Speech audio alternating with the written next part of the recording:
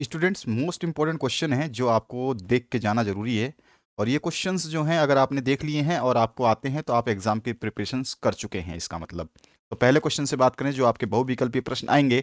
फटाफट इस question paper को डिस्कस कर लेते हैं और आपको अंदाजा लग जाएगा कि आपने कितनी तैयारी कर रखी है। पहला क्वेश्चन है, एक घन के अंदर प्लस माइनस क्यू आवेश वाले दो द्विध्रुव एक दूसरे के लंबवत रखे हैं तो घन से निर्गत कुल विद्युत फ्लक्स का मान कितना होगा।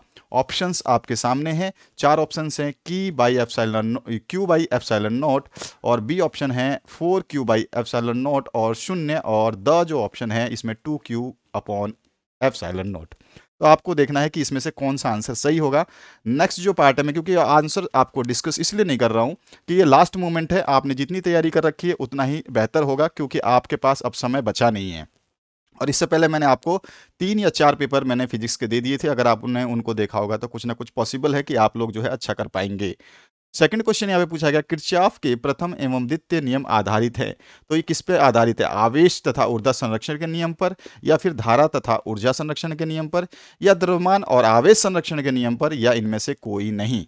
अगला जो चौथा प्रश्न है इसमें पूछा गया, किसी कुंडली 100 प्रेरकत्व का माप होती है तो कितनी होती है? विद्युतीय जड़त्व की होती है। किसी कुंडली की जो होती है ना, वो स्वप्रेरकत्व माप किसकी होती है? विद्युत जड़त्व की होती है, विद्युत घर्षण की होती है, प्रेरित विद्युत वाहक बल की होती है, या प्रेरित धारा की होती है।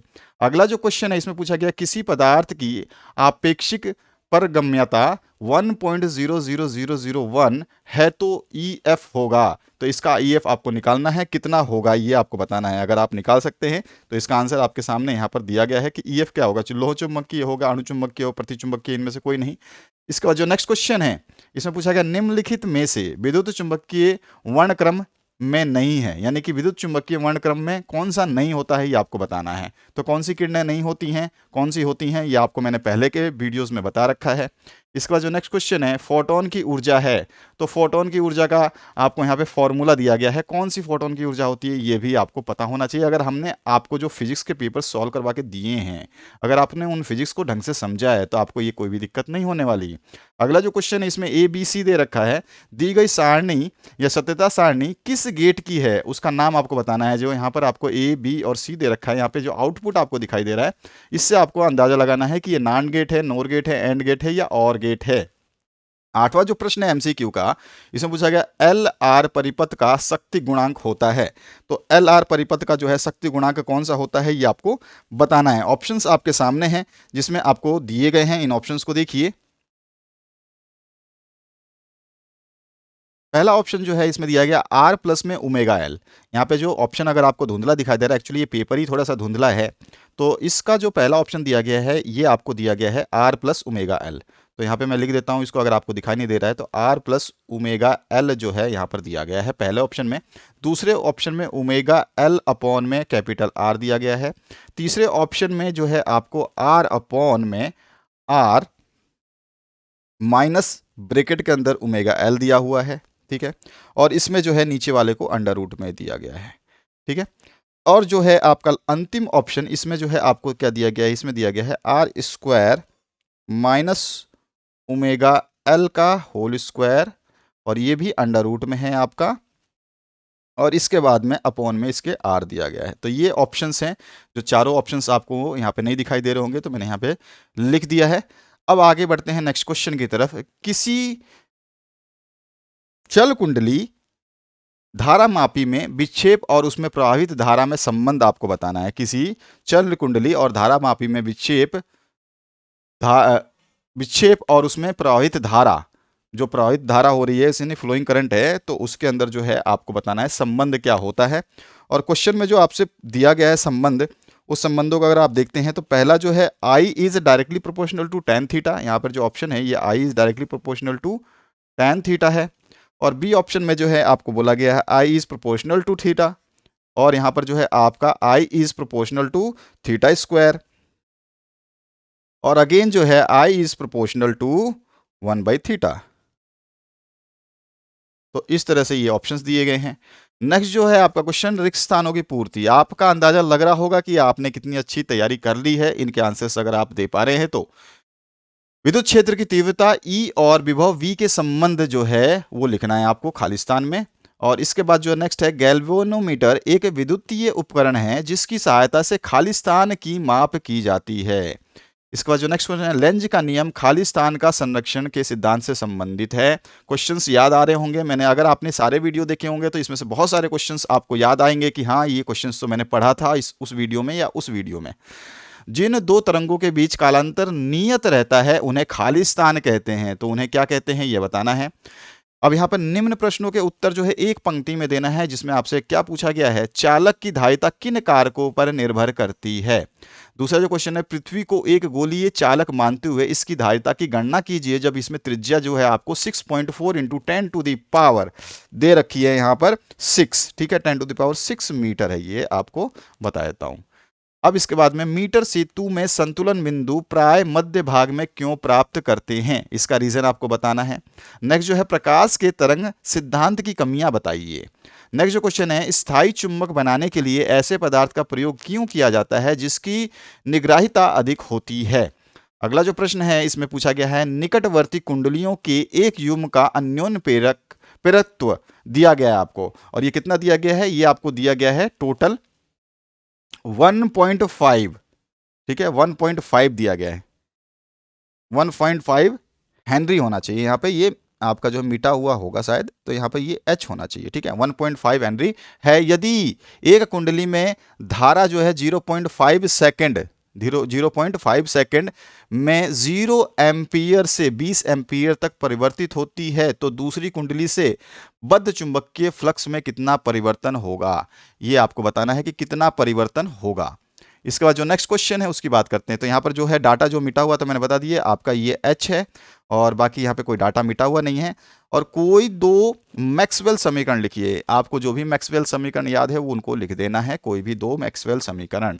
नेक्स्ट जो क्वेश्चन है इसमें पूछा गया है, प्रबल धारा बहने पर अर्धचालक नष्ट क्यों हो जाता है। प्रबल धारा जब बहता है तो अर्धचालक नष्ट क्यों हो जाता है, आपका जो सेमीकंडक्टर है वो क्यों डिस्ट्रॉय हो जाता है। और इसके बाद जो है खंड ब शुरू होता है जिसमें आपके 1.5 अंक के प्रश्न होंगे। पहला जो प्रश्न इसमें पूछा गया है, एक कार्बन प्रतिरोधक पर चित्र के अनुसार रंगीन पट्टियां बनी हैं जिसका प्रतिरोध क्या होगा। अब यहाँ पर जो पहला जो आपको दिया गया है, ये वाला बैंड, जो पहला बैंड आप देख रहे हैं ये पीला है, ठीक है, अगर आपको नहीं दिखाई दे रहा है यहाँ पे मिटा हुआ है थोड़ा सा, तो ये है आपका पीला रंग दिखाई दे रहा है यहाँ पे। और दूसरा जो है ये बैंगनी दिखा रहा है, बैंगनी दिखा रहा है, ठीक है। और तीसरा जो है, तीसरा वाला क्या दिखा रहा है आपको, भूरा दिखा रहा है, ठीक है, ये वाला जो तीसरा है ये भूरा है। और जो है चौथा आपको दिख ही रहा है सुनहरा। तो ये बैंड है। अब इसमें इसका प्रतिरोध क्या होगा, किसका, एक कार्बन प्रतिरोध चित्र के अनुसार रंगीन पट्टियां बनी है तो इसका प्रतिरोध क्या होगा। ये डायग्राम का मैंने आपको बहुत पहले क्वेश्चन करवाया हुआ है। इसके बाद आते हैं नेक्स्ट प्रश्न की तरफ, जिसमें आपका धारा मापी की सहायता से किसी सेल के आंतरिक प्रतिरोध ज्ञात करने के लिए आवश्यक परिपथ व्यवस्था दर्शाइए, आवश्यक सूत्र भी लिखिए। तो धारा मापी की सहायता से किसी सेल का आंतरिक प्रतिरोध जो है कैसे ज्ञात किया जाता है, वो चीज इसमें पूछी गई है।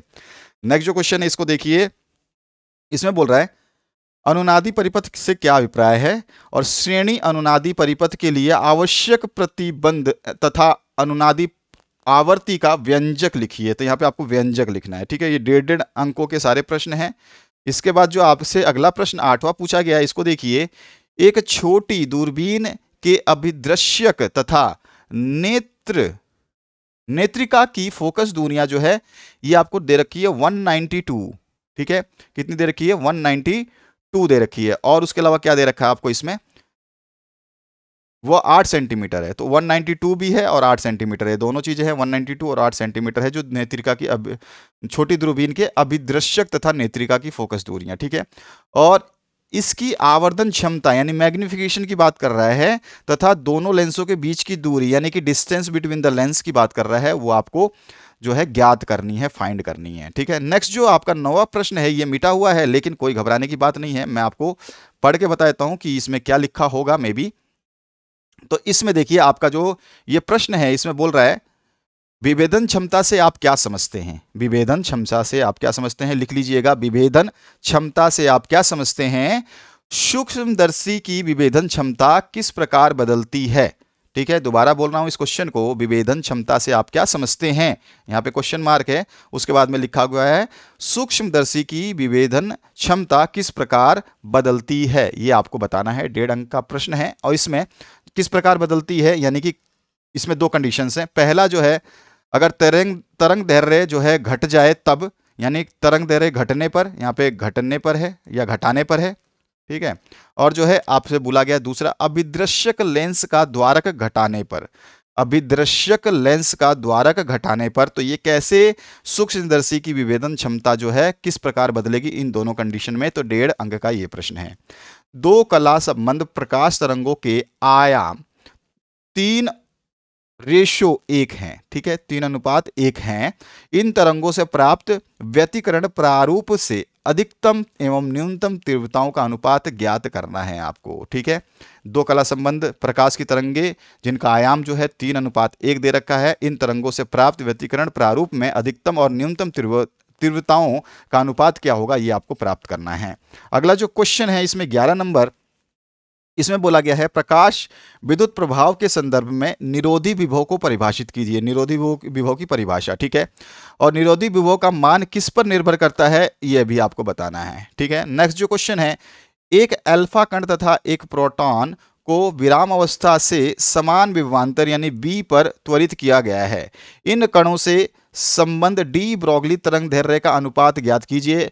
यह ध्यान रखना है कि डी ब्रोगली तरंग दैर्घ्य वाला जो है समीकरण भी पूछा जा सकता है।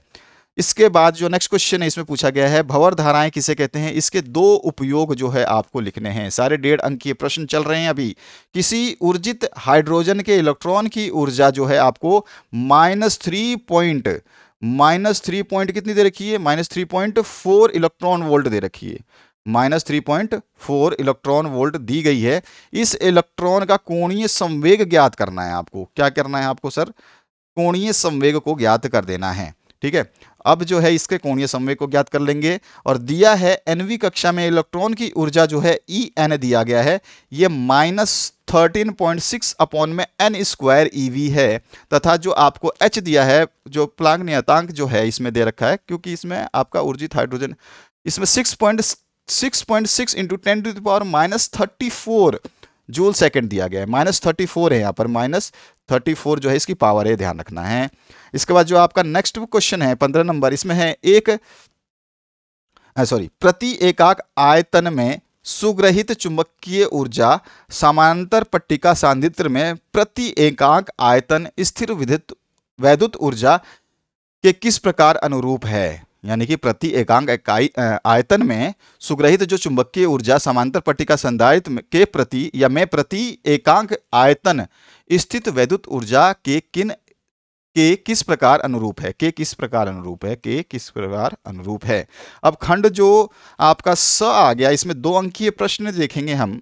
इसमें आपसे देखिए क्या पूछा गया है, गाउस के नियम का उपयोग करते हुए किसी एक समान गोलीय कोश के कारण विद्युत क्षेत्र की तीव्रता के लिए व्यंजक प्राप्त कीजिए। जब बिंदु जो है आपको दिया गया है कि जो आपका पी गोले के पृष्ठ पर हो, और जो है आपका जो बिंदु पी जो है बिंदु, वो पहले कंडीशन जो है इसने दे रखा है कि आपका ये गोले के पृष्ठ पे हो, और दूसरी कंडीशन जो है गोले के अंदर हो। जो बिंदु पी है वो या तो गोले के पृष्ठ पे हो, और दूसरी कंडीशन में गोले के अंदर हो। आवश्यक चित्र भी आपको बनाना है। 2 मार्क्स के क्वेश्चन शुरू होते हैं।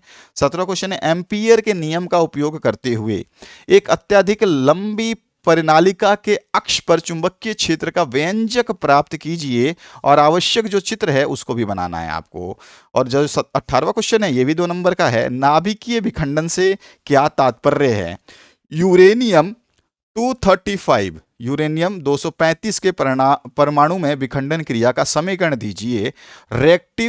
रेडियो एक्टिव विघटन और नाभिकीय विखंडन में कोई 2 अंतर स्पष्ट कीजिए। इसमें ज़्यादा भी अंतर पूछे जा सकते हैं। और जो है आपका खंड द जो शुरू होता है, जिसमें 4 अंकीय प्रश्न होंगे, तो इसमें आपको पहला जो प्रश्न पूछा गया, इसमें अथवा पाठ देखने को मिलेगा, जो 19वां प्रश्न है। इसमें अपवर्ती दूरदर्शी द्वारा किसी दूरस्थ बिंब का प्रतिबिंब बनना दर्शाने के किरण आरेख द्वारा आपको खींचना है, ठीक है। अपवर्ती दूरदर्शी जो है आपसे बोला गया है, तो इसका तो किरण आरेख आपको अपवर्ती दूरदर्शी द्वारा किसी दूरस्थ बिंब का प्रतिबिंब बनना दर्शाने का जो है किरण आरेख आपको खींचना है। उपयोग किए गए लेंसों की फोकस दूरी के पदों में कोणीय आवर्धन एंगुलर मैग्निफिकेशन के लिए व्यंजक प्राप्त कीजिए। अधिक विभेदन प्राप्त करने के लिए आवश्यक महत्वपूर्ण तथ्यों का उल्लेख करना है। अगर आपको विभेदन क्षमता उसकी अधिक प्राप्त करनी है तो क्या होना चाहिए। इसका अथवा पार्ट में जो क्वेश्चन दिया गया है, दर्पण की फोकस दूरी को परिभाषित कीजिए। दर्पण की फोकस दूरी क्या होती है, दर्पण की फोकस दूरी और वक्रता त्रिज्या में संबंध क्या होता है ये स्थापित कीजिए, और दर्पण की फोकस दूरी f और बिंब की दूरी u व प्रतिबिंब की दूरी b में संबंध को दर्शाने वाला व्यंजक प्राप्त कीजिए। तो पूरा का पूरा दर्पण सूत्र की बात कर दी इसने, है ना। नेक्स्ट जो पार्ट है इसकी बात करते हैं, 20वां और अंतिम प्रश्न, जिसमें आपसे पहला क्वेश्चन पूछा गया है, एनालॉग सिग्नल तथा डिजिटल सिग्नल में अंतर चित्र द्वारा स्पष्ट करना है आपको। एनालॉग और डिजिटल सिग्नल जो है इसके अंतर को चित्र द्वारा स्पष्ट करना है, यानी आपको अंतर तो हिंदी में लिखना ही है, अगर चित्र बनाएंगे तो बेहतरीन रहेगा। इसमें चित्र की बात कर रहा है। दूसरा जो इसी में पोर्शन पूछा गया है, तो यहां पे पूछा गया तार्किक द्वार से क्या समझते हो, यानी तार्किक द्वार जो है वो गेट क्या होता है, और इसके प्रमुख मूल तार्किक द्वारों एंड और नोट के प्रतीक और सत्य सारणी बनाओ। तो ये सारे गेट तो आपको पता ही होंगे। अथवा में पार्ट जो है इसमें क्या पूछा गया है, संयोजी बैंड व चालन बैंड क्या होते हैं। संयोजी बैंड व चालन बैंड क्या होते हैं, ठीक है। अब इसमें पूछा गया है वर्जित ऊर्जा अंतराल की परिभाषा बताइए। वर्जित ऊर्जा अंतराल की परिभाषा बताइए, और चित्र द्वारा चालन बैंड, वर्जित ऊर्जा अंतराल व संयोजी बैंड को दर्शाइए। तो इस तरह से ये जो मोस्ट इंपॉर्टेंट क्वेश्चंस आपने देखे, अब आपको आइडिया लग चुका होगा कि आपने कितनी अच्छी प्रिपरेशन कर रखी है, और आई थिंक आप लोगों ने ये सारे के सारे क्वेश्चंस बेहतरीन तरीके से तैयार किए होंगे, और नहीं किए होंगे तो एक नज़र मार लीजिएगा। नज़र मारने में कोई समस्या नहीं है, ताकि आप जो एग्जाम में कुछ ना कुछ बेहतरीन करके आ पाए। Thank you very much, have a good day.